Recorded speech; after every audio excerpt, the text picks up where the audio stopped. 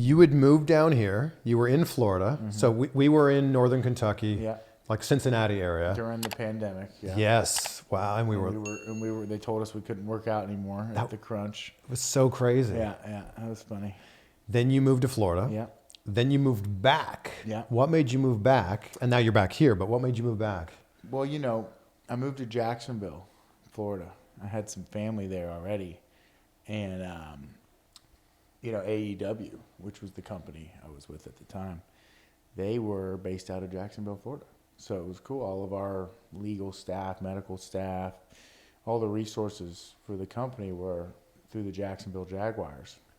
So, and we ran out of the arena there. So I went. Daly's Place, yeah. This is when like all the shows were being run out of Daly's Place, right? Yeah. Okay, so it makes sense to be there.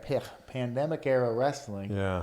Where you don't have fans, and then later on we did have fans at the arena at Daly's Place, but we were. I was like, how can I, shorten this commute, because I was flying there every 2 weeks. I thought, well, I'll just move there. Yeah. And I was 10 minutes from the building. Yeah. I moved in with my buddy Bear Boulder, as you know he's in the Iron Savages, the tag team. Yeah. On AEW, so that was my first like wrestling buddy roommate. Yeah. And.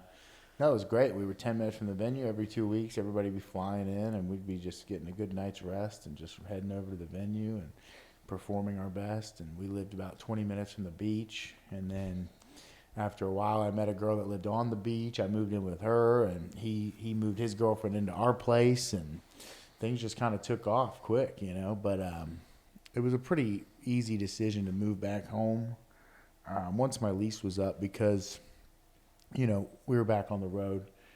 AEW was back on the road, so we didn't have to be in Jacksonville. So it's just be close to an airport. Yeah, it was just be close to an airport. Cincinnati, great airport. Obviously, my hometown. I live right by there too, and I just kind of needed to get a nice little reset. Needed to get my stuff together.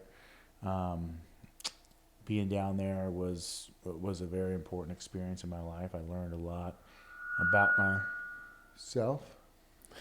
Learned a lot about the wrestling business, but also I needed a place I could train. There wasn't a great place to train in Jax.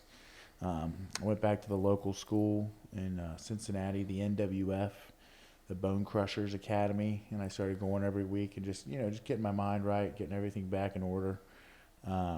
Because the wrestling business takes a toll on you. Sure. You're traveling a lot, and I was living on the beach, I was partying a lot, and just kind of got ahead of myself there, and then I moved back home. And so like a reset almost. Yeah, it was great. It was the best thing ever. And, here I am back in Florida.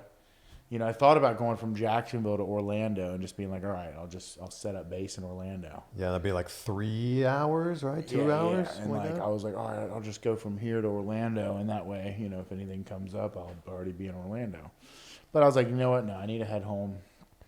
Hit the reset button, and best thing I ever could have done. I spent, and this isn't a knock on anybody, but I spent so many months of my career at the previous company just second guessing myself, like, am I really any good? Am I worth it? A lot of self-doubt, and just to see how my career has done a total 180 since then.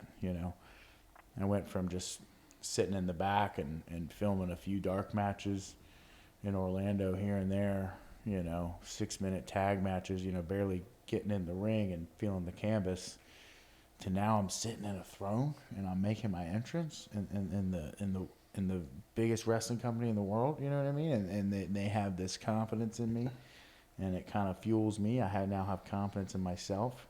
Hell, they gave me the name King. You know what I mean? It doesn't get any better than that. You know what I mean? So just to feel that 180 and to go out there and perform with a certain level of grit and attitude, like, I'm going to prove everyone wrong that didn't believe in me. It's a true, it's a dream come true. I don't feel like you'd be in the spot that you're in right now, though, if it wasn't for the 3 years that you spent in AEW. Absolutely. No, yeah, there's no, like I said, there's no ill will, but it's sort of just that mindset. I put myself in that mindset. Nobody else, put me in that. It's just I put myself in that mindset of like, what's going on here? Like, that's sort of that self-doubt of like, and then I kept grinding. Like I said, I moved back home.